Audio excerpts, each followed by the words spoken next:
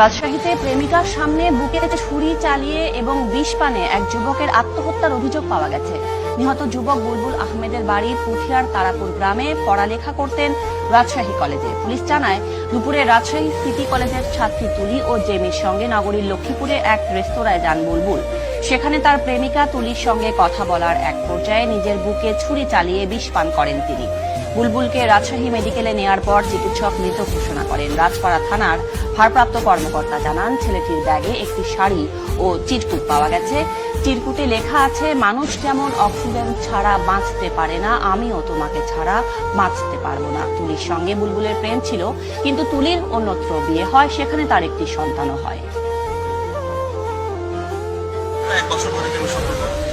এখন আজকে তাদের পূর্ব নির্ধারিতভাবে দেখা করার একটা ব্যাপার ছিল, সেখানে বিষ খেয়েছে এরকম একটা আলামত পাওয়া গেছে। প্রত্যক্ষদর্শীরা বলছে যে ক্ষত ছিল তার নিজের, বিয়ে সাথে ঝগড়া করে সে নিজেই করেছে।